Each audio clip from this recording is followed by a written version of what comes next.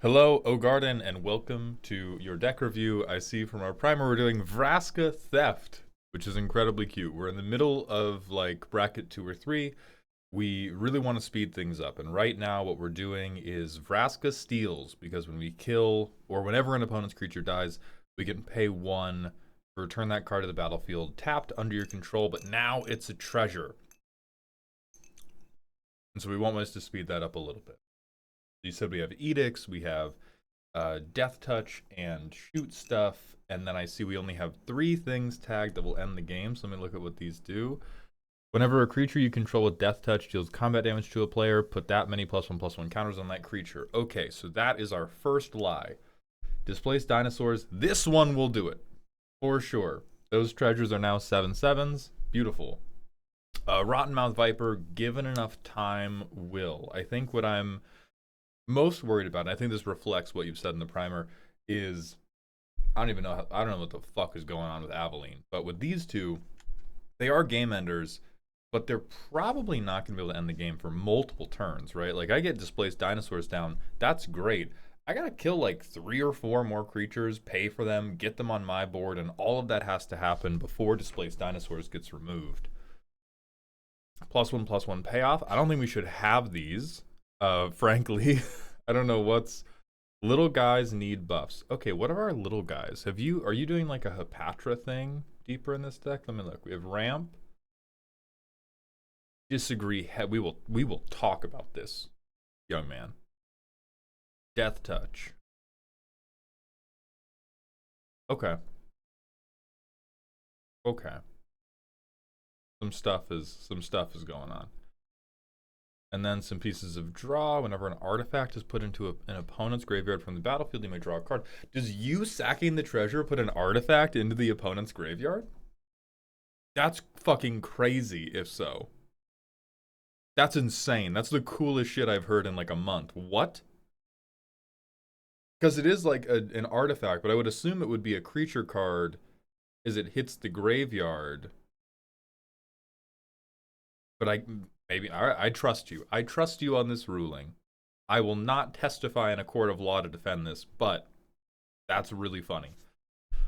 Staff of Eden.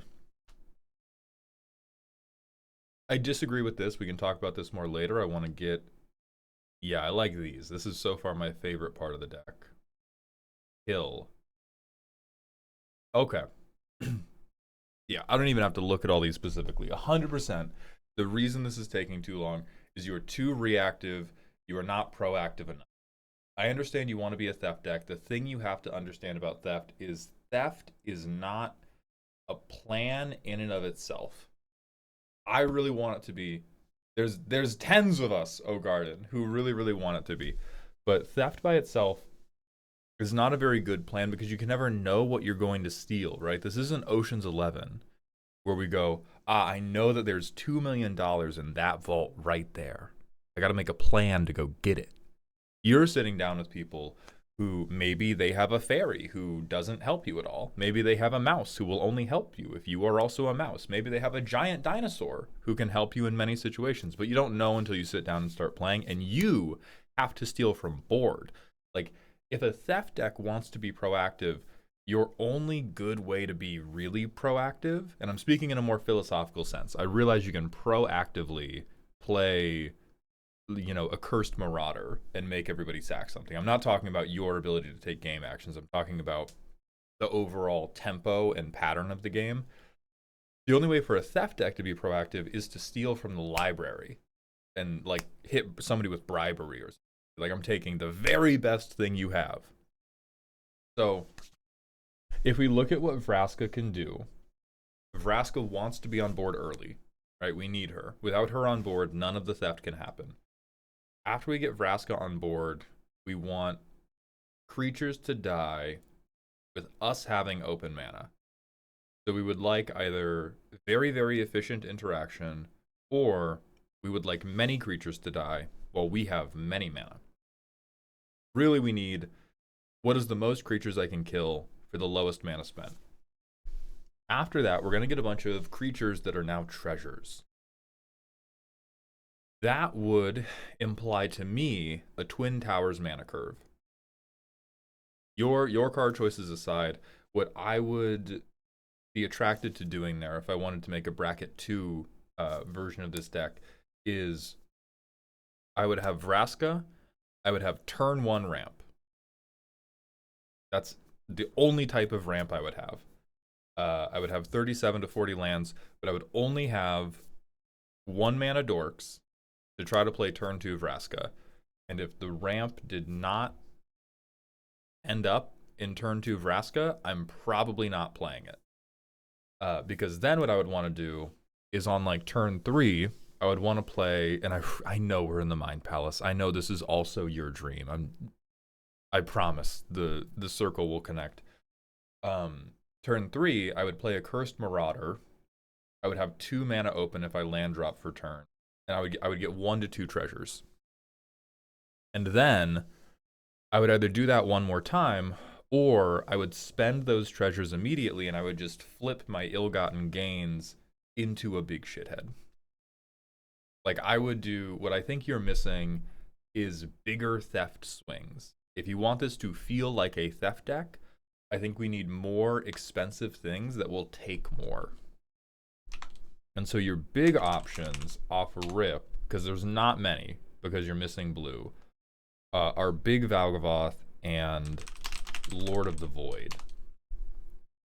These are 2 guys, super expensive.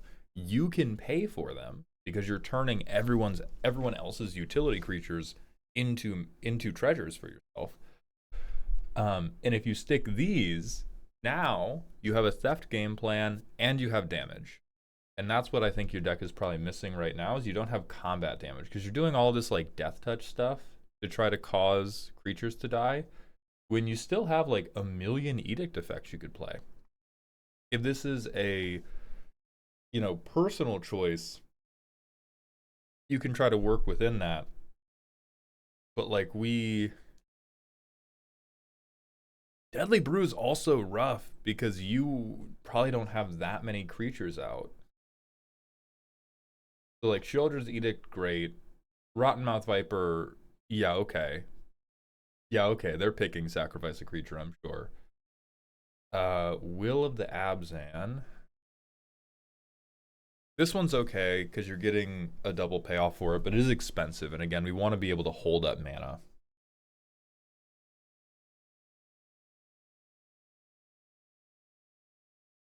Masamune is cute. Thornbite Staff is going to get you beat up. Viridian Longbow's cute. I think this is too much. I think this is where we're getting a little bit lost in the like Massacre Worm, Disruptive Stormblood, Visara the Dreadful,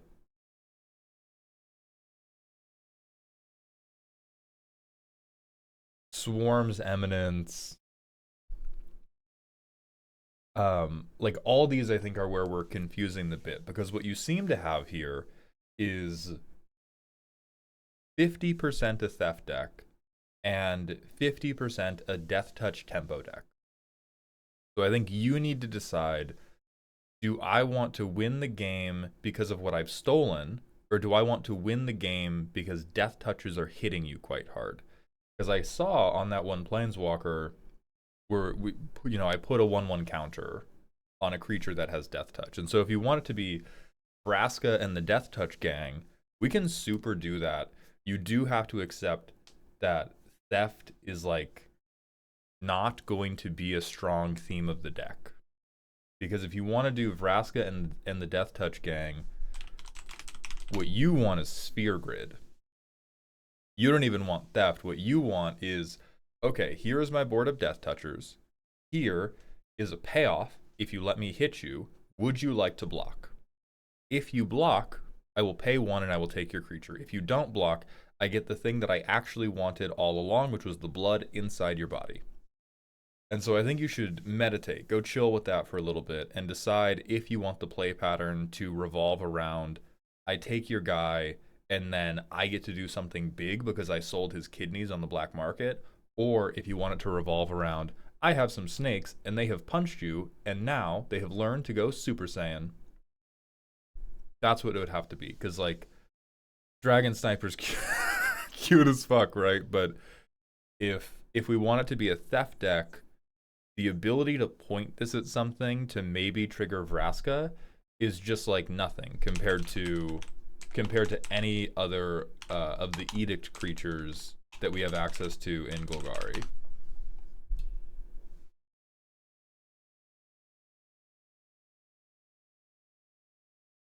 There's Marauder, there's Gorestalker. Gorestalker's too expensive, though. Fun. There is Plague Crafter, there is Fleshbag, you have Soul Shatter, you have Sheoldred's Edict.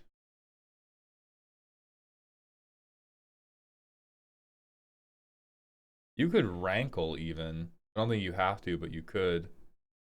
Sheoldred's probably too expensive. You could Vraska's Fall. You could Demon's Disciple. You could Liliana of the Veil. I mean, you would never uptick her, so you probably don't want to do that. You could fucking Innocent Blood, dog. You could Liliana's Triumph, which is the same thing. Like, every death-touching creature you have in this deck right now is worse than a 2 to 3 mana effect that causes every opponent to sack one creature. In terms of achieving the Vraska makes things die, and I pay mana to get those things. And then you just want to convert those into, like, Displaced Dinosaurs, Lord of the Void, Valgavoth, or a massive card draw spell, like I dump a bunch into Stargaze. I dump a shitload into Stargaze. Not about to recommend Harmonize. I won't do it. I won't do it. You can't make me. Let me see if there are other big theft guys. But I think, you know, whatever cards I recommend, that is the core spiritual thing you have to decide is, do I want this to be Deathtouch beat 'em up with a, like, sprinkling of theft as a garnish? Or do I want this to be, I am robbing you. I am playing Vraska. Vraska is robbing your ass. And if you try to stop me, I will rob your creature as well. I shouldn't have used robbing in that second analogy. It's Vraska's stepping on you is the real one. It's Vraska is stepping on you, and if you resist, I will rob you. Now, regardless of which plan you go for, maybe not regardless, if you want to do the beat 'em up plan, I think you probably need less ramp. All these guys are really cheap. You don't need that much mana. What should happen is these Edict effects and some of these kill things should become like Sphere Grid. And should become other, I hate to say it, it's probably going to have to be like a +1/+1 counter synergy deck, because that's really the only way to make these guys big and juicy. You could look into other ways to give First Strike. You could look into, like, this is one of my favorite cards to recommend of all time. If you have a combat-based tempo deck, Drana, Liberator of Malakir, even though she doesn't have Deathtouch, 1/1 counters on the whole board. But you would probably even go in for, like, Ouroboros. You might go in for Bristly Bill. You would definitely want Sphere Grid, like I already talked about. But that's where it has to go, is you have to go, I have all these Death Touchers. They're in the gym working out. They're getting tight. They're getting cut. They're getting juicy. They're gonna come into your home. And if you want to stop them, I'm going to take you out of your home. I'm going to put you in a little box. And I'm going to spend you on some card draw. But I think that's a different deck from a Vraska Theft deck. And so I think that's where we've gotten confused. And so, like, if you want to do the Theft thing, nearly all of these can die. I think the only ones I would recommend keeping are, like, Glissa, Gwenum. Yep, Glissa and Gwenum. Everything else can die. I think your ramp section gets redone, because if you're doing the Theft plan, all you care about is turn 2 Vraska. That is the only point of ramping for you, because the rest of your ramp is going to be achieved by Vraska. It's going to be achieved by Vraska going out and getting you treasures, and then you spend them on a big Theft guy. So I have pulled up this O tag before. but O-Tag ramp, mana value 1, Commander Golgari. Your land base will need to be good for this, because a lot of the ways that green likes to ramp is I use green to make green. We may need to go up to a few more non-basics, because we need a few more things that will tap for black and green. You are not allowed to play tap lands. You cannot do it, or you cannot run very many. There are plenty of lands. There are plenty. Why did you only pick ones that enter tap? Okay, here's one. We need Viridescent Bog. We need Viridescent Bog so badly. But anyway, O-Tag Ramp, mana value 1, Commander Golgari. Pick whatever you want. Don't sleep on Arboreal Grazer. You're like, oh, that's not ramp. It just gets one land out one turn sooner. That's ramp, baby. That's fucking ramp. If it gets you to 3 mana on turn 2, you probably want it. I don't think you need many more than 10. Sorry, I thought I had a bloody nose for a second. Because it's not like, the deck's not dead in the water if you don't get turn 1 Vraska. But I think everything you do is a lot better, or turn 2 Vraska. But I think everything you can do is a lot better if you do get turn 2 Vraska. So like Arboreal Grazer, Birds of Paradise, even Boreal Druid, Burgeoning.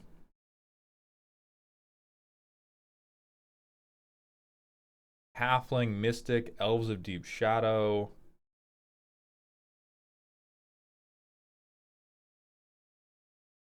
Exploration, Findhorn, like you have a Gilded Goose even. You have an almost endless number. Not almost endless, but you have more than 10 options. Pick your 10 favorite.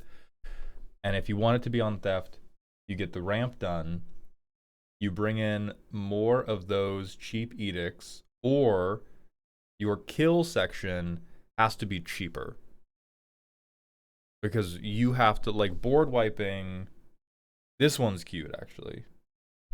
But like 4 mana on Death Sprout, no. We want to be able to, from turn 3 on, threaten people with instant speed. I'm killing and I'm stealing. I am potentially doing it twice.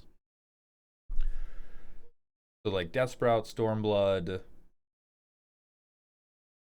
even Massacre Worm, Visara the Dreadful,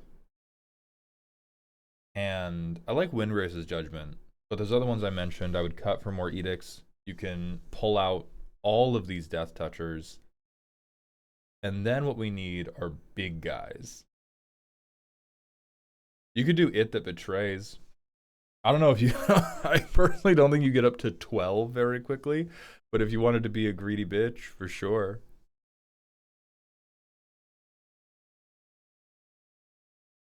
Let's go to Theft Permanent and see what options we have. Commander Golgari.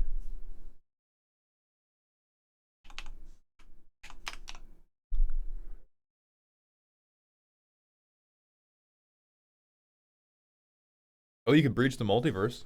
This is a relatively expensive theft thing that you could try to do ahead of curve. You could Portal to Phyrexia. Also theft, also backbreaking, also very expensive.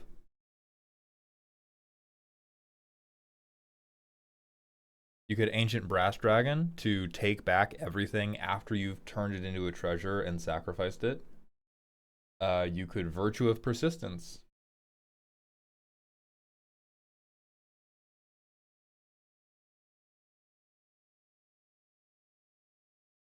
We talked about Valgavoth. You could do Flip Shieldred. She also mass reanimates everything. You probably don't need Rev Tithe Extractor. We talked about Lord of the Void. You could Ink Eyes for something that's a little bit lower on curve, but this is the type of stuff I would be looking at.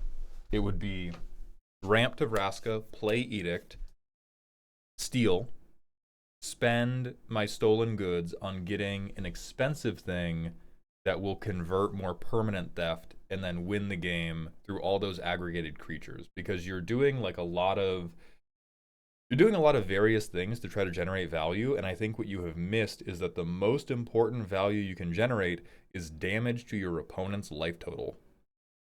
And so if you want to do that damage without doing all those theft steps, you go into the sphere grid, +1/+1 counter. I'm doing Golgari Deathtouch beatdown, and I can steal as a backup plan if you block.